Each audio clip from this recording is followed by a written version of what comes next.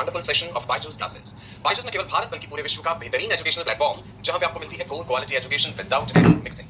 मैं आपका अपना डॉक्टर सचिन कपूर एक बार फिर से आपके सामने हूं जी एक और बेहतरीन सेशन लेकर के एंड विषय है हमारा इवोल्यूशन और आज हम डिस्कस करने वाले हैं ह्यूमन इवोल्यूशन। बहुत ही इंटरेस्टिंग बातें आपको बताऊंगा। मैं अक्सर अपने सेशंस में जिक्र करता हूं और आपसे कहता हूं कि ये वाली बात आपको ह्यूमन इवोल्यूशन में बताऊंगा क्यों धीरे धीरे ह्यूमंस के केस में बॉडी हेयर कम होते गए, है ना? क्यों ह्यूमंस के केस में ऐसा हुआ that female she is more beautiful, she is more attractive, बाकी पूरी एनिमल किंगडम में the male animal is more beautiful, attractive with more elaborate features.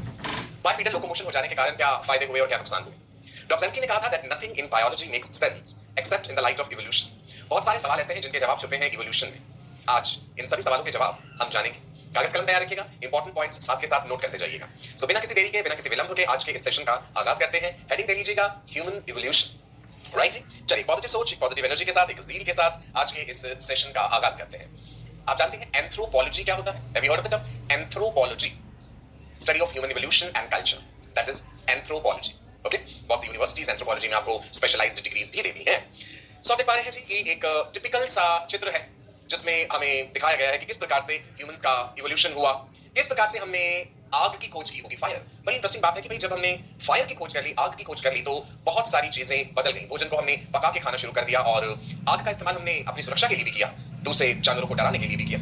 सो बहुत सारी चीजें बदली। ह्यूमंस की क्रेनियल कैपेसिटी जो है, क्रेनियम समझते हैं ना, ब्रेन बॉक्स जिसमें ब्रेन है, हमारा दिमाग है, क्रेनियल कैपेसिटी बढ़ती गई और बढ़ती हुई क्रेनियल कैपेसिटी के साथ साथ इंटेलिजेंस भी रिलेट हुई। बट इसका मतलब ये नहीं है कि जिस जानवर का दिमाग सबसे बड़ा होगा वो सबसे ज्यादा इंटेलिजेंट होगा।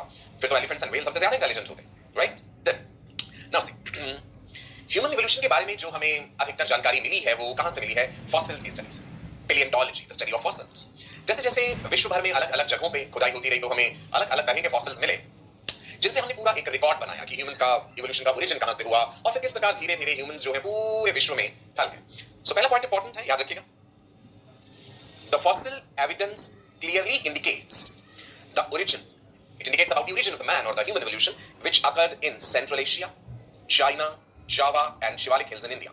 पहला पॉइंट ही इंपॉर्टेंट है, क्वेश्चन फ्रेम हो सकता है कि ह्यूमंस का ओरिजिन कहां से हुआ होगा। इन इन जगहों से हमें फॉसिल्स मिले, उसके अनुसार हम अपनी जो है ये बात कह पा रहे हैं। It has been established that Dryopithecus, important, ये क्वेश्चन पूछेगा आपसे। It has been established that the Dryopithecus is one of the oldest fossil.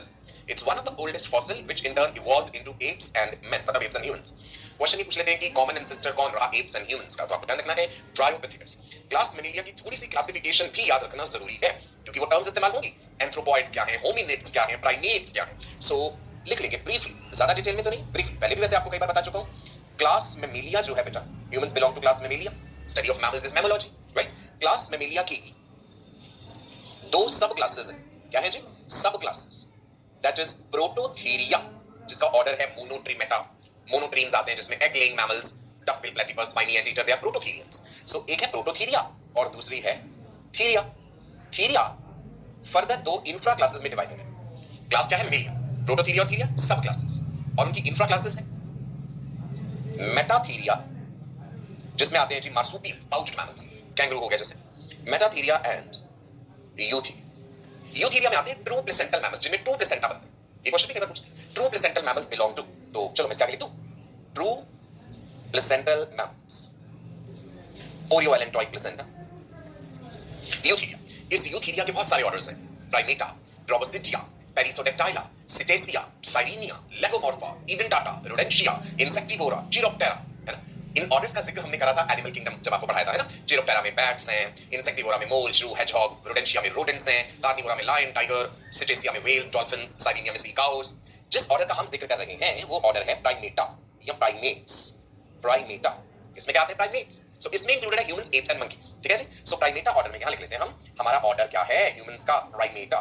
Primata order में आते हैं ह्यूमंस, एप्स एंड मंकीज। अच्छा, एप्स और मंकीज को कंफ्यूज मत करना, एप्स अलग है, मंकीज अलग है। एप्स में क्या क्या है? Gorilla, chimpanzee, orangutan, gibbon. Gorilla largest most powerful ape, chimpanzee most intelligent ape, orangutan and then gibbon. Gibbon is the smallest ape which is found in India also. India में मिलता है gibbon, ठीक है? सो apps में जैसे अगर मैं example कह दूं तो आपको ध्यान रखना है भाई, इसमें है गोरिल्ला, ये सब हमारे नजदीकी रिश्तेदार हैं। Gorilla, chimpanzee, gibbon, the smallest app, only app found in India. Gorilla is largest and most powerful, chimpanzee सबसे इंटेलिजेंट है, ओरंगुटन भी आता है जिसमें, ठीक है? So humans, apps and monkeys क्या है? प्राइमेट्स है। प्राइमेट्स के कुछ इंपॉर्टेंट फीचर्स हैं। प्राइमेट्स में जो थंब है, ये वाला अंगूठा जो है, अपोजिबल है। बड़ी इंपॉर्टेंट बात है, पढ़ेंगे भी ट्रेंड्स इन ह्यूमन एवोल्यूशन में। सो प्राइमेट्स में अपोजिबल थंब होने के कारण किसी भी चीज को हम पकड़ सकते हैं, हमारी ग्रिप है, प्रिसाइज ग्रिप है, राइट। प्राइमेट्स अपनी बाजुएं अपने सिर से ऊपर ले जा सकते हैं, पेड़ों की टहनियों को पकड़ के लटक सकते हैं, राइट। एक ट्री ब्रांच से दूसरी ट्री ब्रांच में उछल कूद कर सकते हैं, वैकेशन कहते हैं उसे, swinging from one tree branch to another. और सभी प्राइमेट्स दो टांगों पे खड़े हो सकते हैं, लेकिन humans show this form of locomotion exclusively जो है बाइपेडल लोकोमोशन हम शो करते हैं। बाकी जो एप्स हैं या मंकीज हैं, बंदर भी हमने कहा दो टांगों पे चल लेते हैं, लेकिन बहुत ज्यादा देर तक ऐसा नहीं कर पाएंगे, है ना, राइट। बाकी में क्वाड्रिपीडल है, नकल वॉकर्स हैं, नकल होते हैं ये वाली जो चीज है, इनके ऊपर ऐसे करके गोरिल्ला चिंपैंजी आगे चलते हैं। हमारे में बाइपेडलिज्म पूरी तरह से विकसित है कि हम दो टांगों पे हैं। तो प्राइमेट्स के इंपॉर्टेंट फीचर्स भी ध्यान रखने हैं, ठीक है जी। ऑपोजिबल थंब है, और ये जो उंगलियों के डिजिटल पैड्स होते हैं बड़े सेंसिटिव होते हैं यहाँ पे, ताकि किसी चीज को महसूस कर पाए। आपने देखा होगा अक्सर primates they spend considerable time in inspecting the things. मतलब आपने कुछ चीज दे दीजिए, वो अपने हाथ से उसे पकड़ पकड़ के ऐसे ऐसे महसूस करते हैं उसका टेक्सचर, उसका टेंपरेचर, क्योंकि उंगलियों के यहाँ सिरों पे बड़े ही सेंसिटिव डिजिटल पैड्स हैं, इनमें सेंसेशन है बहुत ज्यादा, ठीक है। ये प्राइमेट्स की इंपॉर्टेंट बातें बताई मैंने आपको। सो प्राइमेट्स जो है ना, प्राइमेटा ऑर्डर फर्दर डिवाइडेड है, लेम्यूरोइडिया, टार्सियोइडिया, एंथ्रोपोइडिया। प्राइमेटा का फर्दर डिविजन्स क्या है? अगर मैं यहाँ पे लिखूं, प्राइमेटा में इंक्लूडेड है लेम्यूरोइडिया, जिसमें लीमर्स आते हैं, लेम्यूरोइडिया, टार्सियोइडिया, लेम्यूरोइडिया में लीमर, टार्सियोइडिया में टार्सियर्स, राइट। इनको प्रोसाइमियंस भी कहते हैं। साइमियन वर्ड एक जहां भी कहीं ह्यूमन एवोल्यूशन में यूज हो ना, simian is referring to monkey like, बंदर जैसे। Simian refers to something which is monkey like. तो ये जो लेम्यूरोइडिया एंड टार्सियोइडिया है ना, इनको प्रोसाइमियंस कहते हैं, बंदरों से भी पहले के हैं। लेम्यूरोइडिया एंड टार्सियोइडिया, इनको कलेक्टिवली प्रोसाइमियंस कहते हैं, ध्यान रखनी है ये चीज। और ह्यूमंस किस में आ गए? ह्यूमंस, एप्स एंड मंकीज, ये प्राइमेटा के किस डिवीजन में आ गए? एंथ्रोपोइडिया में। एंथ्रोपॉइड्स वर्ड भी यूज कर लेते हैं। सो प्राइमेटा का ये सब डिवीजन हुआ एंथ्रोपोइडिया, जिसमें ह्यूमंस, एप्स, मंकीज। एंथ्रोपोइडिया में फर्दर फिर फैमिलीज आ जाती है, ceboidea, cercopithecoidea and hominoidea. Ceboidea, cercopithecoidea, hominoidea, right. तो ह्यूमंस की जो फैमिली हो जाएगी, दैट इज, इसको हम यहां पे लाते हैं, होमिनोइडिया है। इसके बाद फिर further hylobatidae, pongidae, hominidae, right. This is hominoidea, family hominidae हो जाएगी, होमिनिडेई, ठीक है। नोइडिया और निडेई फर्क है। होमिनिडेई क्या हो जाएगी? ह्यूमंस के लिए फैमिली। सो ध्यान रखेंगे ये चीज। अब ये मैंने क्यों बताया ताकि टर्म्स ध्यान रहे, आगे हम होमिनिड टर्म यूज करेंगे तो फिर सोचेंगे होमिनिड्स क्या होते हैं, मतलब ह्यूमंस, राइट। एंथ्रोपोइडिया में जब आप एंथ्रोपॉइड्स कहते हैं तो ह्यूमंस, एप्स एंड मंकीज को रेफर कर रहा है। प्राइमेटा इन सबका ऑर्डर है, तो ऑर्डर के बाद सुपर ऑर्डर है, फिर इंफ्रा ऑर्डर्स हैं और फिर फैमिलीज हैं, राइट। तो ह्यूमंस की क्लास क्या है जी? Mammalia.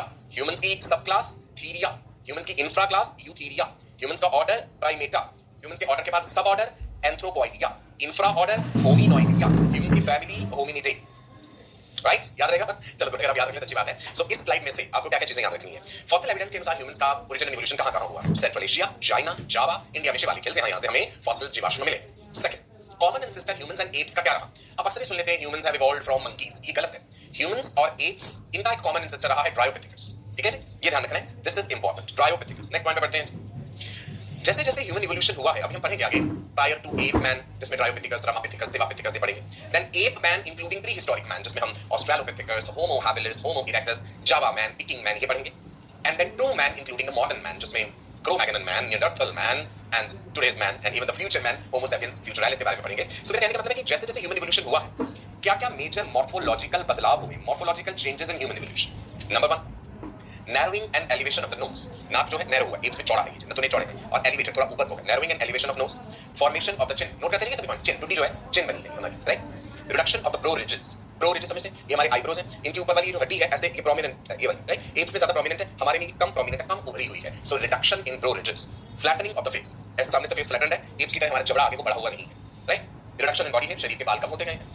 Development of curves in the vertebral column for erect posture, हमारा जो रीढ़ की हड्डी है, वर्टिब्रल कॉलम जो है, आपको याद होगा उसमें कर्व्स हैं, cervical, thoracic, lumbar, sacral curve. हमारी रीढ़ की हड्डी ऐसे स्ट्रेट नहीं है, कर्व्ड है ना, cervical curve, thoracic curve, lumbar curve, sacral और pelvic curve. Formation of bowl like pelvic girdle, hip girdle जिसे कहते हैं, जिसमें इलियम, ईशियम, प्यूबिस है। हिप गर्डल बाउल लाइक हो गया है, जिसमें ब्रॉड इलिया है जो सपोर्ट ऑफ स्ट्राविसल organs well supported, right. So ये ही मॉर्फोलॉजिकल बदलाव हुए हैं जैसे जैसे ह्यूमन इवोल्यूशन हुआ।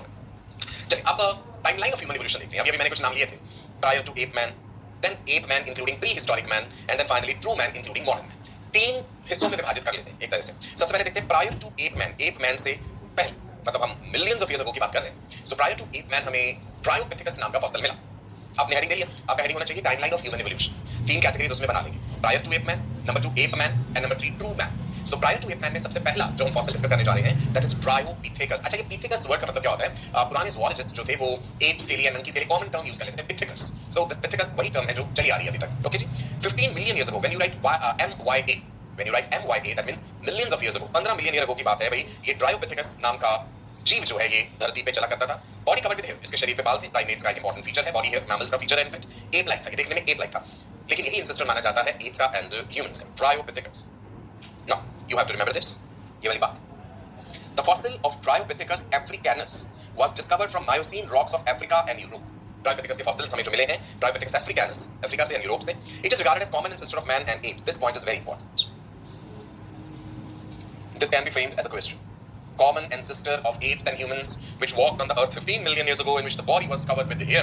What is the name of that creature? It was a Dryopithecus. Gorilla chimpanzee की तरह नकल वॉकर्स, नकल समझ रहे हैं जो भी बता रहा हूं, ऐसे ऐसे ऐसे करके ये भी चलता था कि जैसे गोरिल्ला चिंपैंजी चलते हैं। नकल वॉकर, अनदर इंपॉर्टेंट टर्म। हालांकि दो टांगों पे चल सकते हैं एप्स, लेकिन वो ज्यादा देर तक ऐसा नहीं करते, थोड़ी देर चल के फिर वो ऐसे ही चलने लग जाएंगे। नाउ ट्रायोपिथेकस का स्कल देखिए, और स्कल में टीथ देखिए। मैंने आपको बताया था हार्ड पार्ट्स के फॉसिलाइज होने के चांसेस हमेशा ज्यादा होते हैं सॉफ्ट पार्ट्स के कंपैरिजन। लार्ज कैनाइन्स थे, कैनाइन काफी बड़े बड़े, ये हमें फॉसिल से ही पता चला है। It at fruits and leaves, फल खाता था और पत्ते भी खाता था। आर्बोरियल, आर्बोरियल वर्ड मतलब समझते हैं, पेड़ों पे रहने वाले जो प्राइमेट्स आर्बोरियल ही है, राइट। हालांकि गोरिल्ला साइज में बहुत हैवी होने के कारण वो पेड़ों पे नहीं रह पाते, तो जमीन पे चलते हैं। ह्यूमंस टेरेस्ट्रियल, जैसे जैसे इवोल्यूशन हुआ तो हमने जमीन की एक्सप्लोर करनी शुरू करी। एंसेस्टर की अगर बात करें तो आर्बोरियल रहे हैं। आर्बोरियल रेफर्स टू पेड़ों पे रहने वाले जानवर। ट्रायोपिथेकस अब आप यहां पे क्लियरली देख पा रहे हैं, एप्स का एंड ह्यूमंस का कॉमन एंसेस्टर रहा है। दिखाते हैं आपको, फिर से देखिए। ट्रायोपिथेकस जो है apes and humans का common ancestor रहा है। apes में you have gibbon, orangutan, gorilla and chimpanzee। Dryopithecus से ही आगे Ramapithecus बना और उसी से humans बना। So ये जो आपके सामने ऐसे फ्लो चार्ट बना है, this is very important। Dryopithecus से apes and Ramapithecus। apes में gorilla, chimpanzee, orangutan, gibbon ये सब आ गए। Ramapithecus से humans। Dryopithecus रहा 15 मिलियन ईयर्स अगो। समय और बीता, अब आप 14 मिलियन ईयर्स अगो अगर आ जाए तो Ramapithecus, R-A-M-A, Ramapithecus। It survived from late Miocene to Pliocene। It appeared 14 to 15 million years ago and इसके जो फॉसिल्स थे वो कहां से मिले, ये वाली बात इंपॉर्टेंट है। आपको ये रामापिथेकस में रामा नाम इंडियन लग रहा है तो अंदाजा लग जाएगा, Shivalik hills of India, very important. Fossil of Ramapithecus was discovered by Edward Lewis. Scientist का नाम याद रख सकते हैं, एडवर्ड लुईस। कहां से? Shivalik hills of India. Please remember this, भूल मत जाइएगा। रामापिथेकस में भी body covered with hair and arboreal, पेड़ों पे रहने वाले। डेंटिशन का अगर हम जिक्र करें, दांत, कैनाइन्स जो है छोटे हुए, मोलर्स बड़े हुए। मोलर्स बीच वाले दांत जो है, ह्यूमन डेंटिशन तो पता है, incisors, canines, premolars and molars. Molars बड़े हैं तो इसका मतलब है कोई नट्स जैसी चीज चबाने के काम आएंगे। Molars are for crushing and grinding, food पे दबाव डालने के लिए, तो नट क्रैक करते होंगे शायद दांतों से अपने, कोई सख्त चीज भी खाते होंगे, है ना। इथियोपिया, तंजानिया से हमें क्या मिले हैं जी? फुटप्रिंट्स ऑफ इरेक्ट एनिमल्स, हमें ऐसे फॉसिल्स मिले। अच्छा, फॉसिल हमेशा यही नहीं होता कि किसी जानवर की हड्डियां मिले या दांत मिले। मैंने बताया था किसी का कोई इंप्रेशन है, कोई छाप पड़ गई है मिट्टी पे या किसी चीज पे, वो भी फॉसिल कहलाएगी। तो ऐसे पैरों के निशान मिले जहां पे हमें पता चल रहा था कि कोई ऐसा जानवर है जो सीधा खड़ा होता होगा, इरेक्ट रहता होगा, right. And bones of human like animals हमें इथियोपिया से मिले, और जैसे हमें पता चला कि कोई इस तरह का ह्यूमन एंसेस्टर जो है वो धरती पे चला होगा जो कि लगभग 4 फीट हाइट का रहा होगा। अच्छा, ये भी देखिए जैसे जैसे ह्यूमन इवोल्यूशन हुआ हाइट में डिफरेंस आया। ये फॉसिल्स हमें 3 से 4 मिलियन ईयर्स अगो के मिले। इससे पहले हम 14-15 मिलियन ईयर्स अगो की बात कर रहे थे रामापिथेकस की। दैट मींस लगभग 10 मिलियन ईयर्स का एक गैप आ गया इतना बड़ा कि हमारे पास उस बीच के रिकॉर्ड्स नहीं। तो 3 से 4 मिलियन ईयर्स अगो हमें इस तरह के क्रिएचर के फुटप्रिंट्स मिले जो लगभग 4 फीट ऊंचाई का रहा होगा, right. Prior to ape man में आपको ये ध्यान रखने हैं क्या क्या? Dryopithecus, Ramapithecus, these are prior to ape man. अब हम आ जाते हैं एप मैन में, जो कि 2 से 4 मिलियन ईयर्स अगो फॉसिल पुराने हैं, जिसमें australopithecines, this term is important, please remember. अब इसमें हमें क्या क्या पढ़ना है जी ऑस्ट्रेलोपिथेसाइंस में? Raymond Dart, important, discovered the fossil of Australopithecus africanus. चलिए अंडरलाइन करता हूं, नाम थोड़े मुश्किल है बट याद हो जाएंगे, एक स्टोरी की तरह सुनते जाइए इसे। रेमंड डार्ट साइंटिस्ट का नाम, discovered the fossil of Australopithecus africanus, जिसे अफ्रीकन एप मैन कहा गया, from Pliocene rocks near Taung, जगह का नाम है, इन अफ्रीका। आराम से सुनिए, अफ्रीका की ट्वांग नामक एक जगह में रेमंड डार्ट ने ढूंढा फॉसिल, किसका? ऑस्ट्रेलोपिथेकस अफ्रीकानस का। और जो फॉसिल उन्हें मिला था वो एक स्कल था, खोपड़ी थी। The skull discovered was of 5 to 6 year old baby, so it is also called tong child। हमें स्कल मिला था एक उसका, और 5 से 6 साल के बच्चे का स्कल वो था, और क्योंकि टोंग नामक जगह से मिले था तो इसी कारण नाम ट्वांग चाइल्ड रख दिया गया, राइट जी, क्लियर है। ऑस्ट्रेलोपिथेसाइंस का, ऑस्ट्रेलोपिथेसाइंस जो थे वो अफ्रीकन ग्रासलैंड्स में रहे। धीरे धीरे हम ये भी देखेंगे कि इंसान ने गुफाओं में रहना शुरू करा, फायर की खोज कर ली, कल्चरली हम बेहतर होते गए। ऑस्ट्रेलोपिथेसाइन के बारे में क्वेश्चंस क्या पूछे जाएंगे? फर्स्ट एप मैन, जिसमें बाइपीडल लोकोमोशन और इरेक्ट पॉस्चर था, first ape man. These 3 points are very important, जहां से नीचे में क्वेश्चन फ्रेम होंगे। First ape man Australopithecus africanus, first ape man who walked on 2 legs, bipedal locomotion, 2 टांगों पे चलना, और जिसमें इरेक्ट पॉस्चर था। तो एग्जांपल होगा आपका ऑस्ट्रेलोपिथेसाइंस, राइट। अब आप देखिए इनमें ब्रो रिजेस प्रोमिनेंट नजर आ रही है, ये bro ridges, eyebrow ridges and human like teeth, dentition human जैसा हुआ। आप देखेंगे एप्स में गोरिल्ला चिंपैंजी कितने बड़े-बड़े दांत हैं, कैनाइन्स कितने बड़े-बड़े, उनका जॉ थोड़ा रेक्टेंगुलर है। अगर मैं एप्स एंड ह्यूमंस के डिफरेंसेस की बात करूं, जॉ जो है रेक्टेंगुलर है, हमारा जॉ पैराबोलिक है, उनका जॉ आगे उभरा हुआ है, हमारा ऐसा नहीं है, राइट। उनमें प्रोगेनेटस है, हमारे में ऑर्थोगेनेटस होता है। सी यानी सीरियस का cranial capacity very important. Cranial capacity जो थी वो 400 cc क्यूबिक सेंटीमीटर्स। क्रेनियम तो आप समझते हैं, ये ब्रेन बॉक्स लिख दो। क्रेनियम क्या है? Cranium means brain box. हमने क्रेनियम की हड्डियां पढ़ी थी, frontal, parietals, temporal, occipital, sphenoid, ethmoid. ये हड्डियां मिलकर क्रेनियम बना रही है, इसके अंदर दिमाग है, ब्रेन बॉक्स। तो यहाँ पे क्रेनियल कैपेसिटी लगभग 400 सीसी। अभी आप देखेंगे जैसे जैसे हम आगे बढ़ेंगे ना, क्रेनियल कैपेसिटी बढ़ती जा रही है। बढ़ती हुई क्रेनियल कैपेसिटी कहीं ना कहीं इंटेलिजेंस के साथ related. What is cranial capacity and why this cranial capacity is important? समझते हैं इस बात? देखिए, ऑस्ट्रेलोपिथेसाइंस जो थे, जिनमें हमने क्रेनियल कैपेसिटी देखी कि भाई 400 सीसी के करीब है। अगर हम इन्हें कंपेयर करें बाकी प्राइमेट्स के साथ, जैसे हम एप्स की बात करें, गोरिल्ला, चिंपैंजी, ओरेंगुटन, वहां क्रेनियल कैपेसिटी कम है। क्रेनियल कैपेसिटी जब बढ़ी, कहीं ना कहीं इंटेलिजेंस लेवल भी बढ़ा, राइट? ऑस्ट्रेलोपिथेसाइंस गुफाओं में रहते थे, दे हंटेड विद स्टोन टूल्स। दिमाग जब तेज होगा तो इंसान औजारों का इस्तेमाल करना सीखेगा। एक बड़ा इंपॉर्टेंट डिफरेंस है प्राइमेट्स का बाकी नॉन प्राइमेट्स से अगर हम देखें, या अगर हम ह्यूमंस का एप्स के साथ देखें। एप्स जो है, गोरिल्ला, चिंपैंजी, ओरेंगुटन, वो कैपेबल नहीं है, they are not capable of making and using complex tools. Simple tools इस्तेमाल करेंगे। आप देखेंगे कोई गोरिल्ला है तो मान लीजिए जंगल में से कहीं दीमक नजर आ रही है, राइट? आफ्टर पोजन टर्माइट जो होगी वो उन्हें खाना चाहता है, तो दीमक अपनी बिल में से निकल रही है, तो एक एक दीमक को पकड़ के खाएगा। तो वो इतना दिमाग लगा सकता है कि आसपास अगर कोई स्टिक पड़ी हुई है, कोई डंडी पड़ी हुई है लकड़ी की, तो उसके बिल में वो डंडी डाल दे और जिसके साथ जो है सारे दीमक चिपक जाएंगे और वो एक ही साथ उन्हें खा सकता है। तो ये भी तो टूल्स का इस्तेमाल हुआ, लेकिन बड़े सिंपल टूल्स। ह्यूमंस में ब्रेन डेवलपमेंट होने के साथ हमने कॉम्प्लेक्स टूल्स बना लिए, हमने औजार बना लिए। शुरुआत में पत्थरों से बनाए थे। अब आप खुद ही देखिए, अगर औजार है आपके पास तो आप एक अपने से ज्यादा शक्तिशाली जानवर से भी लड़ सकते हैं। आपके पास एक त्रिशूल है, एक भाला है, तो आप एक बड़े शक्तिशाली जानवर को मार सकते हैं। जानवर केवल अपनी मसल पावर पे ही डिपेंडेंट है, वो टूल्स नहीं बना पाते। अगर एनिमल्स भी टूल्स इस्तेमाल करना सीख जाए तो फिर वो हम ह्यूमन से आगे निकल जाएंगे, right? So australopithecines they hunted with stone tools और ये ओमनिवोर्स थे।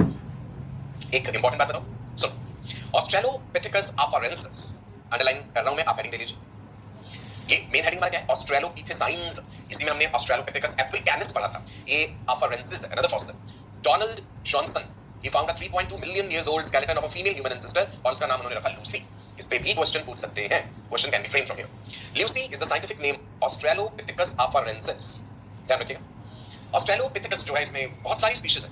6 species of Australopithecus they are known. कौन कौन से? थोड़ी देर पहले बताया ऑस्ट्रेलोपिथेकस अफ्रीकानस यानी अफ्रीकन एप मैन, जिसे सदर्न एप या फिर टोंग बेबी भी कहा गया। अभी लूसी के बारे में बताया, ऑस्ट्रेलोपिथेकस अफारेंसिस। कंफ्यूज मत होना, पहले अफ्रीकानस बताया, अब afarensis. Then Australopithecus ramidus, robustus, boisei, aethiopicus. अब दो याद रखो, जो पहले दो है ना, अफ्रीकानस एंड अफारेंसिस की तरह भी चलेगा। अफ्रीकानस जो था that was for Taung baby, Raymond Dart, and then Lucy जो है Australopithecus afarensis by Donald Johanson. याद रहेगा इतना? वैज्ञानिकों के नाम और जो फॉसिल्स उन्होंने डिस्कवर किए हैं और उनके कॉमन नाम क्या क्या दे दिए गए। सी ल्यूसी का ये हमारे पास फॉसिलाइज्ड स्केलेटन जो हमें मिला है, जिससे हमने एक इमेज क्रिएट करी। जिक्र चल रहा है जी एप मैन का। हमने टाइमलाइन ऑफ ह्यूमन इवोल्यूशन को 3 भागों में बांटा। प्रायर टू एप मैन, जिसमें ट्रायोपिथेकस एंड रामापिथेकस पढ़े।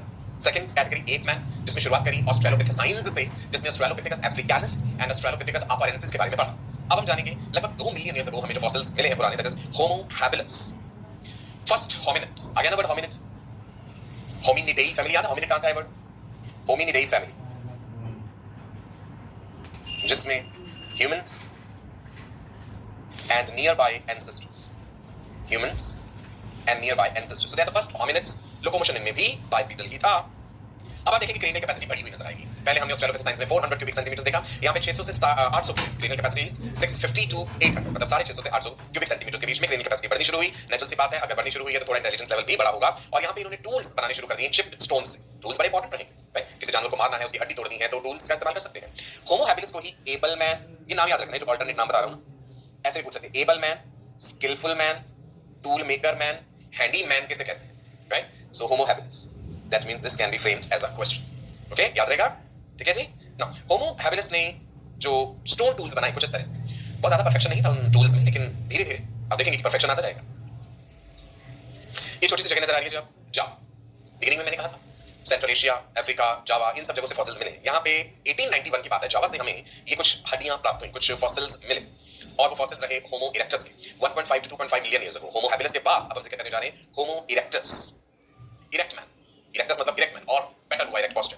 लोकोमोशन बाइपीडल है और ये मीट ईटर्स रहे। देखो मैंने आपसे पहले भी कहा था, बाइपीडल लोकोमोशन ने हमें फायदे दिए। कद लंबा हो गया, दो टांगों पे जब हम चलेंगे तो कद लंबा है। पानी में ज्यादा गहराई तक हम जा सकते हैं, जब तक कि पानी हमारे यहाँ तक ना आ जाए। नाक तक पानी आएगा तभी तो हम डूबेंगे, कि नाक के जरिए पानी लंग्स में चला जाए, राइट? सो दैट मींस हम पानी में ज्यादा गहराई में जाएंगे तो पानी से भोजन पकड़ के ला सकते हैं, मछलियां पकड़ सकते हैं और भी चीजें।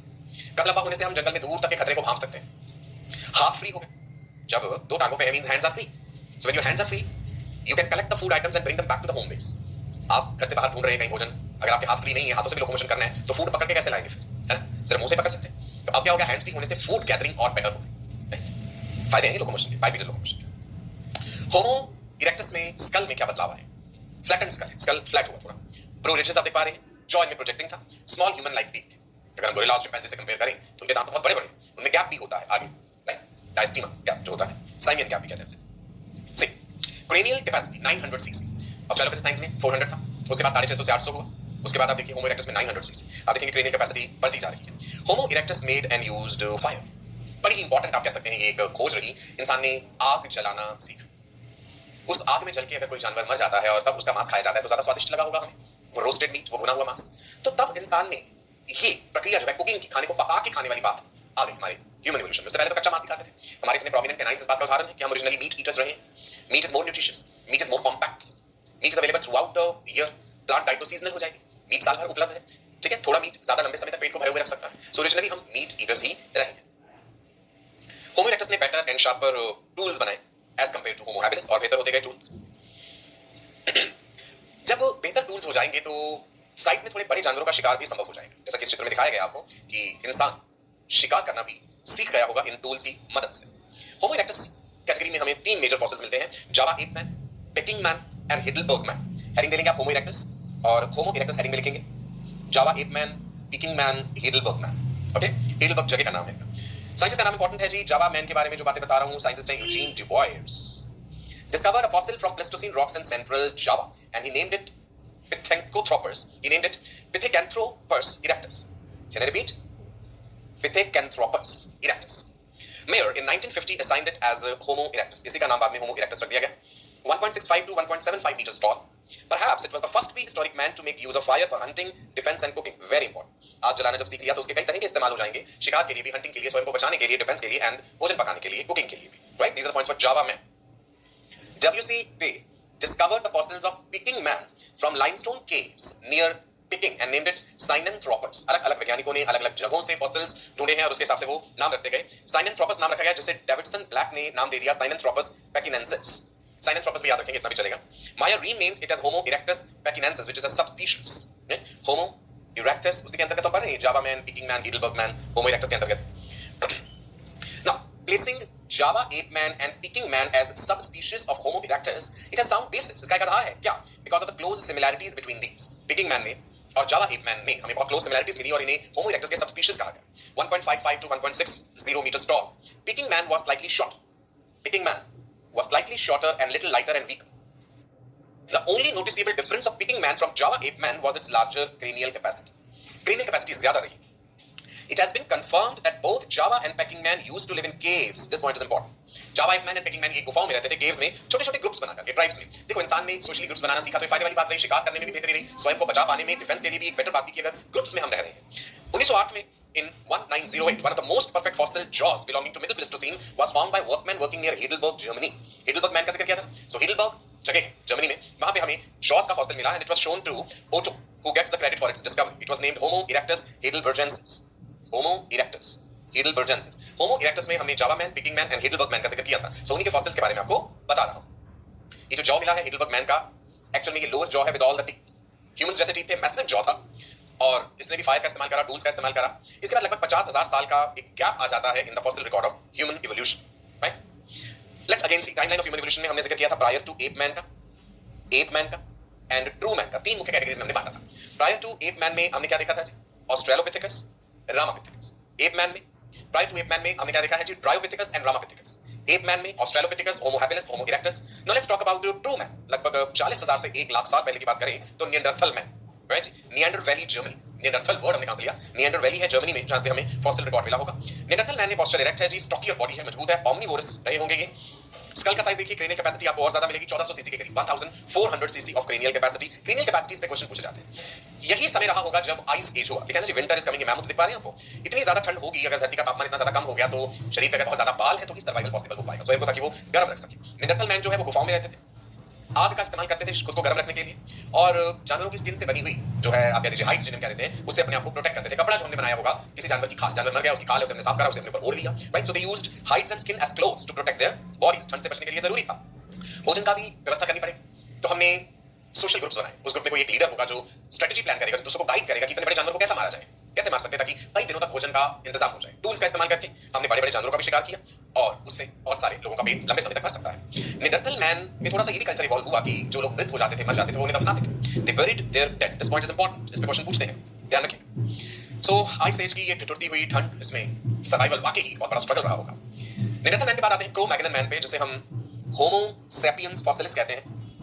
It's fossil was discovered from Cro Magnon rocks of France by McGregor. जिस जगह से फॉसिल्स मिले उसके हिसाब से हमने नाम रखे। 34,000 साल पहले रहा होगा ये। It is regarded as the most recent ancestor of today's man.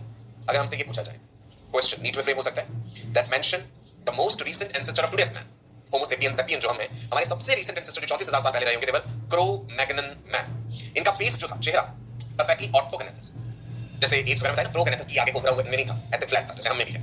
Elevated nose था, broad and arched forehead, moderate brow ridges है, रिडक्शन हो रहा है ना ब्रो रिजेस में, जो प्रोमिनेंट चीजें अभी रिड्यूस होती गई हैं ह्यूमन इवोल्यूशन में। जबड़ा स्ट्रांग है, मैन लाइक डेंटिशन है, वेल डेवलप्ड चिन है, क्रेनियल कैपेसिटी 1650 सीसी, ज्यादा, इनफैक्ट हमसे भी ज्यादा। करंटली अगर ह्यूमंस की क्रेनियल कैपेसिटी का बात करें तो इससे कम है। It is believed that Cro Magnon man was somewhat more intelligent and cultured than the man of today. हैरानी की बात है, हमसे ज्यादा इंटेलिजेंट और ज्यादा कल्चर्ड रहे होंगे तो खत्म क्यों हो गए फिर? कुछ सवाल अभी भी अनसुलझे हैं जो हम नहीं सुलझा पाए। ओके, एक्सीलेंट टूल्स बनाते थे, ऑर्नामेंट्स भी बनाते थे, पत्थरों से, हड्डियों से, हाथी दांत से, एलिफेंट टस्क से। ये एक्सीलेंट टूल्स और ऑर्नामेंट्स, औजार और श्रृंगार की वस्तुएं भी बनाते थे। स्पीयर्स, बोज, एरोज, ओमनिवोरस थे ये भी। स्किन क्लोथ्स यूज करते थे। A number of cave paintings, गुफाओं में पेंटिंग्स भी करते थे, done by Cro Magnon man have been discovered. और ये खत्म हो गए थे 10,000 से लगभग 11,000 साल पहले, ये विलुप्त हो गए, ये खत्म हो गए। केव पेंटिंग्स आज भी देखने को मिलती है। The Cro Magnon man was the direct ancestor of living modern man. Another question which can be asked in NEET, that is direct ancestor जो है मॉडर्न लिविंग मॉडल मैन का, लिविंग मॉडर्न मैन का कौन है? That is Cro Magnon man. Well, तीन categories prior to ape man and then true man. So true man में Neanderthal man हमने पढ़ लिया, राइट जी। अब क्रो मैगनन मैन भी हमने पढ़ लिया। करंटली जो होमो सेपियंस है, होमो सेपियंस सेपियन मतलब वाइस मैन, अफ्रीका से फॉसिल्स मिले हम, वाइस मैन, बुद्धिमान व्यक्ति। किसने दिया था नाम होमो सेपियंस? लीनियस ने दिया था, याद कीजिए। ओके, होमो सेपियंस में आप देख रहे हैं थोड़ा सा रेज्ड स्कल कैप है, स्कल कैप है रेज्ड है हमारा ऊपर वाला, पैराइटल बोन्स होती है, नॉन प्रोट्रूडिंग जॉज हैं, दांत छोटे हैं। 1300 से 1600 के करीब cranial capacity, on an average humans में 1450 सीसी क्रेनियल कैपेसिटी है। टूल्स बहुत बेहतर बनाए, जैसे कि मैंने कहा ऑर्नामेंट्स, एलिफेंट के टस्क से, हड्डियों से होमो सेपियंस जो है बनाते थे। केव पेंटिंग्स, नाउ एक विशेष बात, भिमबेटका जगह का नाम आपने सुना होगा, मध्य प्रदेश में है जी। Cave paintings by prehistoric humans in the Bhimbetka rock shelter, अभी भी ये देखने को मिलती है। ज्यादा बेहतर हुआ कल्चर हमारा, एंड आप देख पा रहे हैं टूल्स का इस्तेमाल और बेहतर हो गया, कपड़े और बेहतर हो गए जी हमारे। धीरे धीरे ह्यूमंस आप देखेंगे कि भाई अफ्रीका से आप कदमों के निशान देख पा रहे हैं, पूरे विश्व में हम लोग फैल गए, क्योंकि एक जगह पे अगर भोजन की कमी होगी, रिसोर्सेज कम होते जाएंगे, तो नेचुरल सी बात है इंसान उसकी तलाश में पूरे विश्व में निकल पड़ा। और शायद अब कोई भी जगह नहीं है पूरे प्लैनेट में जहां पे इंसान नहीं मिलते, राइट?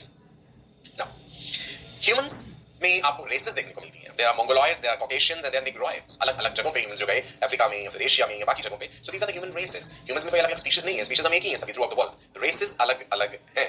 ओके, कल्चरली क्या क्या चीजें बेहतर हुई? अगर हम कल्चरल इवोल्यूशन की बात करें तो पहले रहा स्टोन एज। स्टोन एज में क्या था जी? पत्थरों से सब औजार बनाए जाते थे। धीरे धीरे चीजें विकसित हुई, इंसानों ने नदियों के किनारे जो है अपनी बस्तियां बसानी शुरू करी, बिकॉज पानी की जरूरत है। तो नदी के किनारे अगर होंगे तो पानी की लगातार अवेलेबिलिटी और पानी में भोजन भी मिलेगा, मछलियां मिलेंगी। जानवर पालना हमने सीखा, डॉग्स को पालना, so animal husbandry and fishing, जिससे कि जानवरों से हमें दूध मिला, राइट? अलग अलग जानवर, बिगिनिंग में तो सबसे पहले डॉग जो था, कहते हैं इंसान का सबसे फेथफुल रहा है, एक तरह से रखवाली के लिए भी, और शिकार में भी कहीं ना कहीं मददगार साबित हो गए। फिर हमने एग्रीकल्चर सीखा भी धीरे धीरे, खेती बाड़ी, ह्यूमन सेटलमेंट्स जो है हमने खेतों के आसपास बनाए। बिगिनिंग में तो हम मीट ईटर्स रहे, बाद में हमें समझ आया होगा कि सिर्फ हमें नेचर की मर्जी पे नहीं रहना, हम स्वयं भी पेड़ पौधे उगा सकते हैं, उनके बीज से उन्हें पानी देकर के सही माहौल देंगे। उसके बाद कल्चरली जी आयरन एज, जब हमने मेटल्स का इस्तेमाल करना सीखा होगा और मेटल्स से अलग अलग तरह के टूल्स, इंस्ट्रूमेंट्स, ऑर्नामेंट्स ये सब बनाने सीखे होंगे, आग और मेटल का इस्तेमाल करके।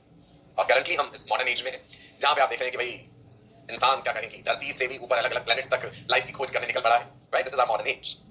नाउ ह्यूमन इवोल्यूशन में ट्रेंड्स क्या क्या रहे? मैंने शुरू में जिक्र करा था, एक अपोजेबल थंब वाली बात बड़ी इंपॉर्टेंट थी, और बाइपेडल लोकोमोशन। बाइपेडल लोकोमोशन ने हमें बहुत फायदे दिए।